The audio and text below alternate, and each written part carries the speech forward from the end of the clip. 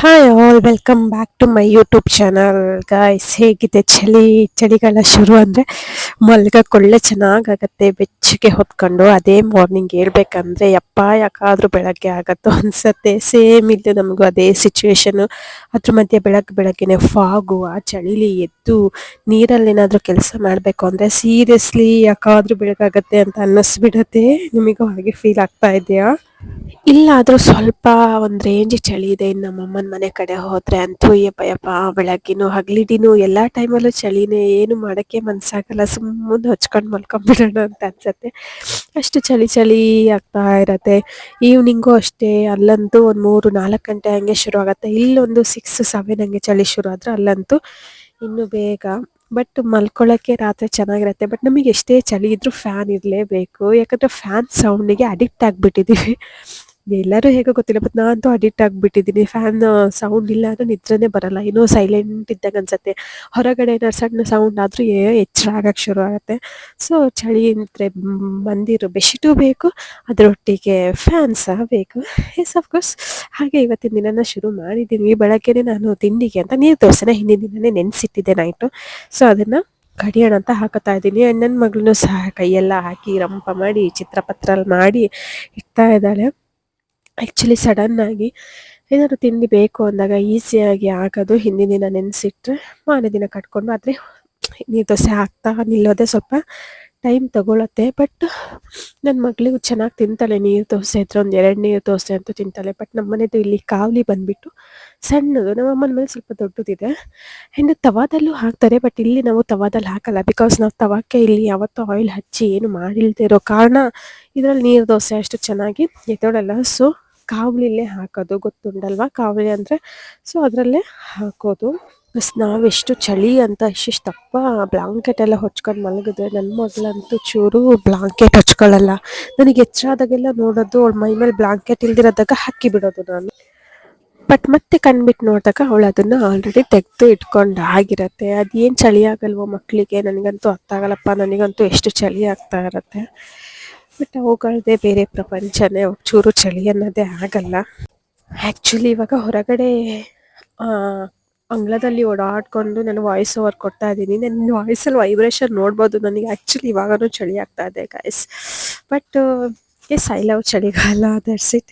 S ಹಂಗೆ ಅಕ್ಕಿ ಎಲ್ಲ ರುಬ್ಕೊಂಡು ಆದಮೇಲೆ ದೋಸೆಗೆ ರೆಡಿ ಮಾಡ್ಕೊಳ್ಳೋಣ ಅಂತ ರೆಡಿ ಮಾಡ್ಕೊತಾ ಇದ್ದೆ. ಆ್ಯಂಡ್ ನನ್ನ ಮಗಳದ್ದು ಬೇರೆಯೇ ಆಗ್ತಾಯಿತ್ತು. ಒಂದು ಸ್ಪೂನ್ ತೊಗೊಂಡು ಬಿಡಿಸಿಟ್ಟಿರೋ ಬೆಳ್ಳುಳ್ಳಿನೆಲ್ಲ ಹಾಗೆ ಇದು ಮಾಡ್ಕೊಂಡು ಚೊಲ್ತಾ ನಾಟಕ ಮಾಡ್ತಾಯಿದ್ಲು. ಆ್ಯಂಡ್ ದೋಸೆಗೆ ಅಂತ ನಾನು ಟೊಮೊಟೊ ಚಟ್ನಿನ ಮಾಡಿದ್ದೆ. ಟೊಮೊಟೊ ಚಟ್ನಿ ರೆಸಿಪಿ ನಾನು ಆಲ್ರೆಡಿ ಒಂದ್ರಲ್ಲಿ ಶೇರ್ ಮಾಡಿದ್ದೀನಿ. ತುಂಬ ಈಸಿ. ಟೊಮೊಟೊ, ಬೆಳ್ಳುಳ್ಳಿ, ಕರಿಬೇವು ಆ್ಯಂಡ್ ಹಸಿಮೆಣಸು, ಕೊತ್ತಂಬರಿ ಸೊಪ್ಪು, ಸ್ವಲ್ಪ ಉಪ್ಪು, ಒಂದು ಚಿಟಿಕೆ ಅಷ್ಟು ಬೆಲ್ಲ ಹಾಕಿ ಚೆನ್ನಾಗಿ ತುಂಬ ಎಣ್ಣೆ ಹಾಕಿ ಬಾಡಿಸ್ಕೊಂಡು ಫುಲ್ಲು ಟೊಮೊಟೊ ಸಿಪ್ಪೆ ಬಿಡೋ ಅಷ್ಟು ಚೆನ್ನಾಗಿ ಬಾಡಿಸ್ಕೋಬೇಕು ಎಣ್ಣೆಲೆ.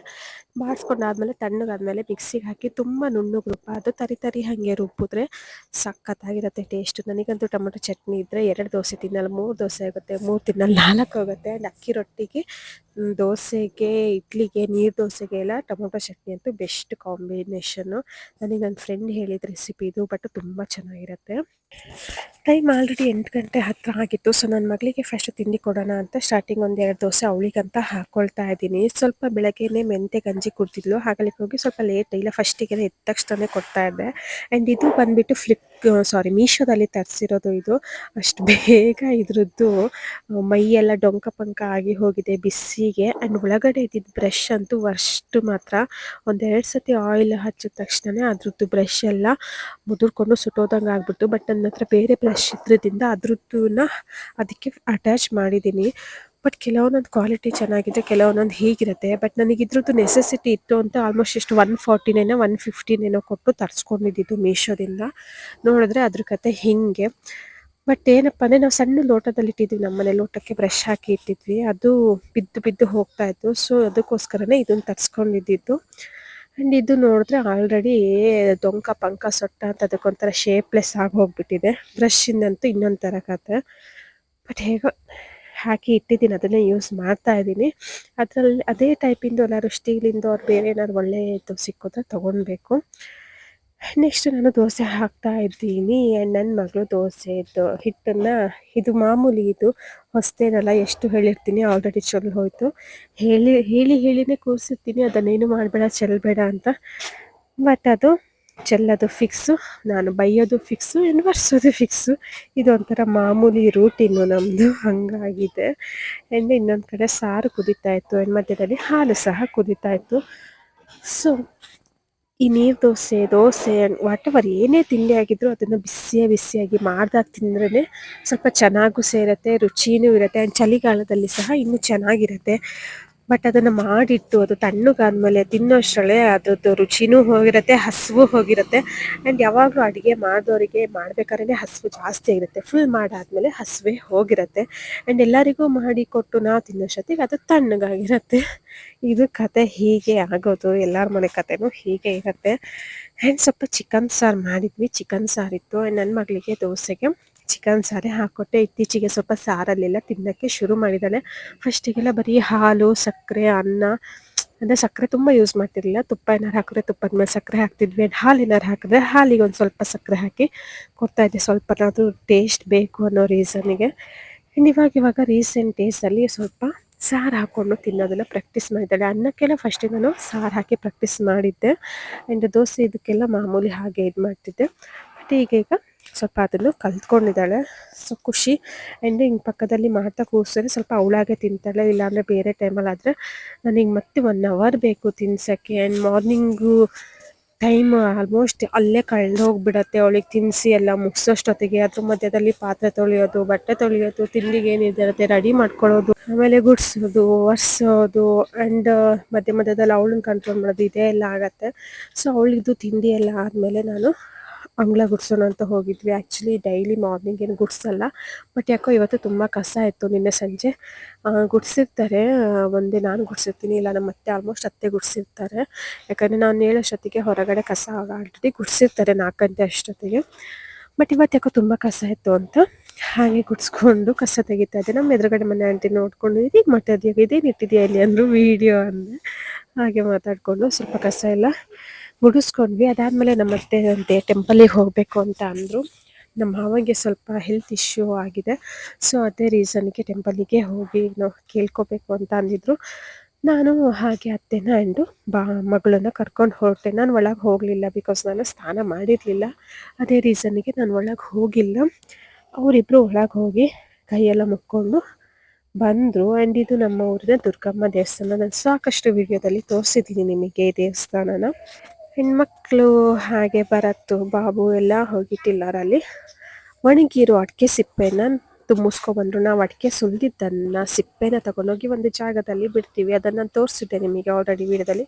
ಆ ಜಾಗದಲ್ಲಿ ಸ್ವಲ್ಪ ಒಣಗಿದ ಮೇಲೆ ತಗೊಬಂದು ಇಲ್ಲಿ ಇನ್ನೂ ಸ್ವಲ್ಪ ಒಣಗಿಸ್ತೀವಿ ನಾವು ಇದನ್ನು ಅಡಿದ್ದು ಬಾತ್ರೂಮಿಂದು ಬಚ್ಚಲಿಂದು ಬೆಂಕಿ ಒಲೆಗೆ ನೀರು ಬಿಸಿ ಮಾಡಲಿಕ್ಕೆ ಆ್ಯಂಡ್ ಅಡಿಕೆ ಸುಲಿಯಲ್ಲಿ ಏನು ಸೊಳ್ಳೆ ಬರಬಾರ್ದು ಅಂತ ಹೊಗೆ ಹಾಕಲಿಕ್ಕೆಲ್ಲ ಯೂಸ್ ಮಾಡ್ತೀವಿ ಸೊ ಅದಾದಮೇಲೆ ನಾವು ಬಟ್ಟೆನ ವಾಶ್ ಮಾಡ್ತಾ ಇದ್ದೆ ಅಷ್ಟೊತ್ತಿಗೆ ನಾನು ಇಷ್ಟು ಕದ್ದು ಮುಚ್ಚಿ ಬಟ್ಟೆ ತೊಳೆಯೋಕ್ಕೆ ಪಾತ್ರೆ ತೊಳೆಯೋಕ್ಕೆ ಹೋಗ್ತೀನಿ ನನ್ನ ಮಗಳಿಗೆ ಗೊತ್ತಾಗಬಾರ್ದು ಅಂತ ಬಟ್ ಸ್ಟಿಲ್ ಅವಳಿಗೆ ಗೊತ್ತಾಗತ್ತೆ ಹಿಂದೆನೇ ಓಡಿ ಬಂದುಬಿಡ್ತಾಳೆ ಅವಳು ಬಂದರೆ ಅಂತ ಅವಳಿಗೊಂದು ಸ್ಟೂಲ್ ಫಿಕ್ಸು ಬ್ರಷ್ ಫಿಕ್ಸು ಒಂದು ಸೋಪ್ ಫಿಕ್ಸು ಆ್ಯಂಡ್ ಇಷ್ಟು ದಿನ ಬರೀ ಬಟ್ಟೆ ವಾಶ್ ಮಾಡ್ತಿದ್ಲು ಇವತ್ತು ಅಂದರೆ ಗೊಂಬೆದೆರಡು ಕೈ ತೊಗೊಬಂದು ಅದನ್ನು ವಾಶ್ ಮಾಡ್ತಾ ಇದ್ದಾಳೆ ಆ ಗೊಂಬೆನೆಷ್ಟು ಕೈ ಕಾಲು ಎಲ್ಲ ಹಾಕಿ ಬಟ್ಟೆ ಹಾಕಿ ಅದನ್ನು ಸರಿ ಒಂದು ಮಾಡಿ ಕೊಟ್ಟರೆ ಸ್ವಲ್ಪ ಹೊತ್ತು ಮಕ್ಳ ಹತ್ರ ತಗೊಂಡು ಹೋಗಿ ಆಟಾಡ್ಕೊಂಡು ಮುಗಿಸ್ಕೊಂಡು ಬರೋಷ್ಟೊತ್ತಿಗೆ ಅದರದ್ದು ಕೈ ಇರಲ್ಲ ಕಾಲಿರಲ್ಲ ಇಲ್ಲ ಕೂದಲೆಲ್ಲ ಬಿಚ್ಚೋಗಿರುತ್ತೆ ಇಲ್ಲ ಬಟ್ಟೆ ಇರಲ್ಲ ಅದಕ್ಕೆ ಆ ಗೊಂಬೆ ಕತೆಗಳು ಹೀಗಾಗಿರುತ್ತೆ ಆ್ಯಂಡ್ ಇವತ್ತು ನೋಡಿದ್ರೆ ಅದಕ್ಕೆ ಸ್ನಾನ ಆಗ್ತಾಯಿದೆ ಅವಳು ಅಷ್ಟು ಮಾಡೋಷ್ಟೊತ್ತಿಗೆ ನಂದಷ್ಟು ಬಟ್ಟೆನೂ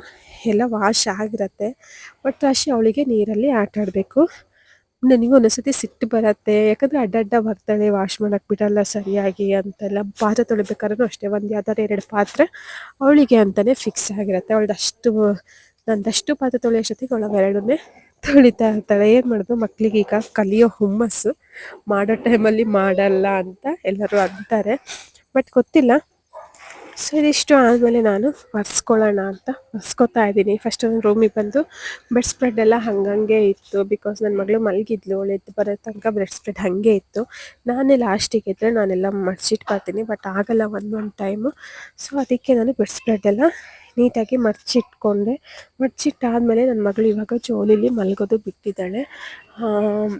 ಬೆಡ್ ಮೇಲೆ ಮಲಗ್ತಾಳೆ. First 2 years, almost 2 years 1 month ತನಕನೂ ಅವಳು ಜೋಲಿಲೇ ಮಲಗ್ತಾ ಇದ್ಲು. ಬಟ್ ಇವಾಗ ಜೋಲಿ ಮಲಗೋದು ಬಿಟ್ಟಿರೋದ್ರಿಂದ ನಾನು ಆ ಜೋಲಿನೆಲ್ಲ ತೆಗೆದು ಸೀರೆನೆಲ್ಲ ತೆಗೆದಿಟ್ಬಿಟ್ಟೆ. ಆದಮೇಲೆ ಒರೆಸ್ಕೋತಾ ಇದ್ದೆ. ಅಷ್ಟೊತ್ತಿಗೆ ಸಡನ್ನಾಗಿ ನನಗೆ ಒಂದು ಅರ್ಜೆಂಟಾಗಿ ಊರಿಗೆ ಹೋಗೋಕ್ಕೆ ಒಂದು ಫೋನ್ ಬಂತು. ಆ್ಯಂಡ್ ಯಾರೋ ಒಂದು ಪರ್ಸನನ್ನು ಮೀಟ್ ಮಾಡಲಿಕ್ಕಿತ್ತು. ಅವ್ರು 1:00 ಒಳಗೆ ಬಂದರೆ ಸಿಗ್ತೀವಿ ಅಂತ ಅಂದರು. ಅದು ಟೈಮ್ ಆಲ್ಮೋಸ್ಟ್ 11:15 ಆಗಿತ್ತು. ಇಲ್ಲಿಂದ ಆಲ್ಮೋಸ್ಟ್ 1:15-1:15 ಗಂಟೆ ಜರ್ನಿ ಇದೆ ನಾನು ಹೋಗೋ ಪ್ಲೇಸಿಗೆ. ಅದೆಷ್ಟು ಬೇಗ ನಾನು ನನ್ನ ಮಗಳು ಸ್ನಾನ ಮಾಡಿ 11:15ಕ್ಕೆ ಸ್ನಾನಕ್ಕೆ ಹೋದವರು ಇಬ್ಬರು ಒಟ್ಟಿಗೆ ಹೋಗಿ ಸ್ನಾನ ಮಾಡ್ಕೊಂಡು 11:15 ಕಾಲು ಗಂಟೆಲ್ಲೇ ಸ್ನಾನನೂ ಮಾಡಿ ರೆಡಿಯಾಗಿ ಹೊರಟು ಬಸ್ ಸ್ಟ್ಯಾಂಡಿಗೆ ಹೋದ ತಕ್ಷಣ ಬಸ್ಸು ಸಿಕ್ತು ನಮ್ಮ ಪುಣ್ಯಕ್ಕೆ. ಬಸ್ ಹತ್ತಿದ ತಕ್ಷಣ ಲಾಸ್ಟ್ ಸೀಟು. ನನಗಂತೂ ತಲೆ ಎಲ್ಲ ನೋವು ಬಂದು ಸ್ವಲ್ಪ ಹೊತ್ತಾಗಿದ್ರೆ ವಾಮಿಟ್ ಬರತ್ತಾರೆ. ಯಾಕಂದರೆ ನನಗೆ ಬಸ್ ಅಂದರೆ ಮಂಚಿಂದನೂ ಆಗಲ್ಲ. ಅದು ವಿಂಡೋ ಸೈಡ್ ಸೀಟ್ ಸಿಕ್ಕರೆ ಹೇಗೋ ಒಂಚೂರು ಅಡ್ಜಸ್ಟ್ ಮಾಡ್ಕೊಂಡು ಹೋಗ್ಬೋದು. ಬಟ್ ಇದು ವಿಂಡೋ ಸೈಡ್ ಸೀಟು ಅಲ್ಲ, ಲಾಸ್ಟ್ ಸೀಟಲ್ಲಿ ಮಧ್ಯದಲ್ಲಿ ಕೂತಿದ್ದೆ. ನನ್ನ ಮಗಳು ಆಲ್ರೆಡಿ ನಿದ್ರೆನೂ ಮಾಡಿದ್ಲು. ನೆಕ್ಸ್ಟ್ ನಾನು ನಮ್ಮೂರಲ್ಲಿ ಇಳ್ಕೊಂಡು ನಮ್ಮ ಅಮ್ಮನ ಜೊತೆಗೆ ಆಟೋದಲ್ಲಿ ಸೀದಾ ನಾವು ಹೋಗ್ಬೇಕಂತಿರೋ ಪ್ಲೇಸಿಗೆ ಹೋದ್ವಿ. ಅಲ್ಲಿ ನೋಡ್ರೆ ಸಿಕ್ಕಾಪಟ್ಟೆ ಜನ ಇದ್ದರು. ವೆಯ್ಟ್ ಮಾಡಬೇಕಂತ ಸಿಚುವೇಶನ್ನು ಬಂದಿತ್ತು. ಇನ್ನೇನು ಮಾಡೋದು, ನೆಸೆಸಿಟಿ, ನಮಗೆ ಅವಶ್ಯಕತೆ ಇದ್ದಾಗ ನಾವು ವೆಯ್ಟ್ ಮಾಡಲೇಬೇಕು, ಕಾಯಲೇಬೇಕು. ಕಾಯ್ತಾ ಇದ್ವಿ. ಊಟ ಬೇರೆ ಇಲ್ಲ. 1:00 ಒಳಗೆ ಸಿಗ್ತೀವಿ ಅಂದಿದ್ರು. ಮುಗಿಸ್ಕೊಂಡು ಹೋಗೋಣ ಅಂದ್ಕೊಂಡ್ರೆ ಬಟ್ ಅಲ್ಲಿ ತುಂಬಾ ಲೇಟ್ ಆಗೋ ಥರ ಇತ್ತು. ಊಟ ಇಲ್ಲ. ನಮ್ಮಮ್ಮನ ಬ್ಯಾಗಲ್ಲಿ ಒಂದು ಬಿಸ್ಕೆಟ್ ಪ್ಯಾಕ್ ಇತ್ತು. ಅದನ್ನೇ ನಾನು ನನ್ನ ಮಗಳು ಇಬ್ಬರು ಹೇಗೋ ಅಡ್ಜಸ್ಟ್ ಮಾಡ್ಕೊಂಡು ತಿಂದ್ವಿ. ಆ್ಯಂಡ್ ನಾನು 2 ಬಾಳೆಹಣ್ಣು ತಂದಿದ್ದೆ, ಅದನ್ನು ತಿಂದ್ವಿ. ಬಟ್ ಆ ಟೈಮಿಗೆ ಅದು ಸಾಕು ಅನ್ನಿಸ್ತಾ ಇರಲಿಲ್ಲ. ಇನ್ನೂ ಹಸು ಆಗ್ತಾಯಿತ್ತು.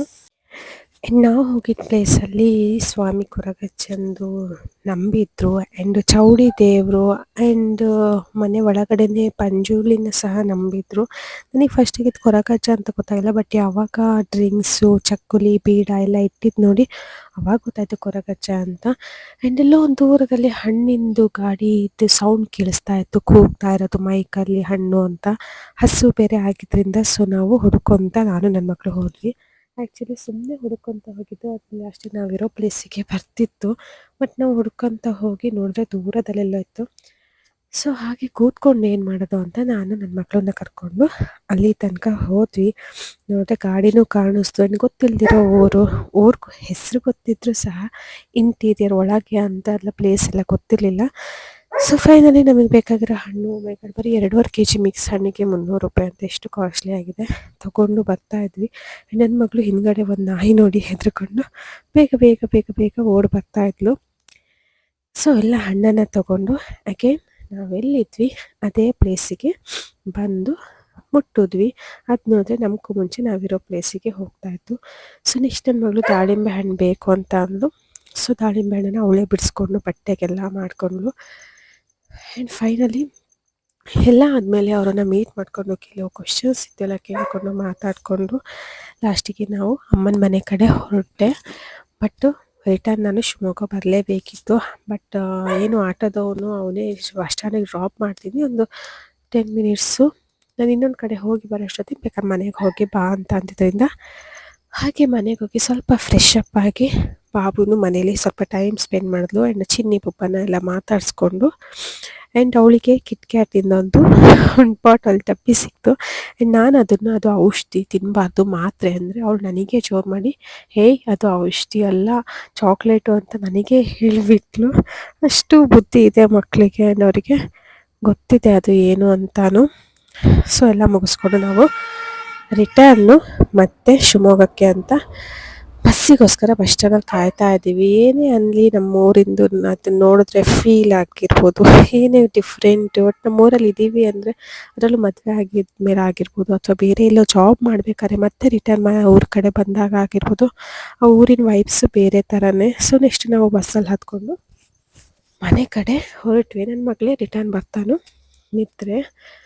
ಸೊ ಇದಿಷ್ಟು ನನ್ನ ಇವತ್ತಿನ ವ್ಲಾಗು. ಆ್ಯಂಡ್ ಸಡನ್ನಾಗಿ ನಾನು ಯಾಕೆ ಊರಿಗೆ ಹೋಗಿದ್ದು ಏನು ಅನ್ನೋದನ್ನು ನಾನು ಅಂದ್ಕೊಂಡಿದ್ದನ್ನು ಏನಾದ್ರು ನಿಜ ಆಯಿತು, ಸರಿ ಆಯಿತು, ಎಲ್ಲ ಕ್ಲಿಯರ್ ಆಯಿತು ಪ್ರಾಬ್ಲಮ್ ಅಂತ ಇದ್ದಾಗ ನಾನು ಹೇಳ್ತೀನಿ. ಅವ್ರ ಬಗ್ಗೆನೂ ನಾನು ನಿಮಗೆ ಇನ್ಫಾರ್ಮೇಷನ್ ಕೊಡ್ತೀನಿ. ಸೊ ಅಲ್ಲಿವರೆಗೂ keep watching. Please to subscribe my channel. Bye.